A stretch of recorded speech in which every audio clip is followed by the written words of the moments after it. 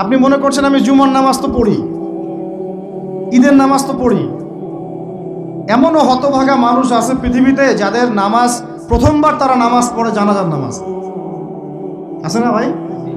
আল্লাহ পাক আমাদের সবাইকে 5 ওয়াক্ত নামাজি হওয়ার তৌফিক দান করেন, এবং কাজা নামাজ অনেকের আছে, আল্লাহ পাক সেগুলো আদায় করার তৌফিক দান করেন। আপনারা যখন হজ উমরা সফরে যাবেন বেশি বেশি সেখানে নামাজ পড়বেন, কারণ ওখানে 1 রাকাত নামাজ হারাম শরীফে পড়লে 1,00,000 রাকাতের নেকি হয়, আর মদিনা মুনাওয়ারায় পড়লে মানে হারামে পড়লে 1000 নেকি হয়। আর এই দুইটা আমরা খুব ভালো জানি, মিম্বরে আলোচনা হয় খুব, মাশাআল্লাহ, তাই না? তো নসিহত হচ্ছে ওখানে গিয়ে আমরা বেশি বেশি নামাজ পড়বো, নফল নামাজ, ঠিক আছে? কাজা নামাজগুলো হিসেব করে আদায় করার চেষ্টা করবো ইনশাআল্লাহ। তবে হাদিসে আরেকটা জায়গা আছে, ওইটা আমরা ভুলে গেছি।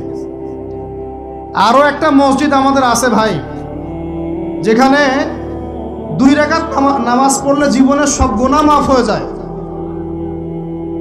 ওইটা আমাদের পাঠ্যপুস্তকে নাই, আমাদের চেতনায় নাই, আলোচনায় নাই, মিম্বরে নাই, খুতবায় নাই। সেই মসজিদ কোথায়? ওই মসজিদ কি আমাদের না ইহুদিদের? কি মনে হয় আপনাদের?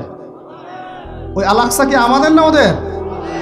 ওইখানে 2 রাকাত নামাজ পড়লে, সফর করে 2 রাকাত নামাজ পড়লে জীবনের সব গুনাহ মাফ হয়ে যাবে। ওইখানে আমরা এখন ঢুকতে পারি না। কারো কোনো ফিকির আছে?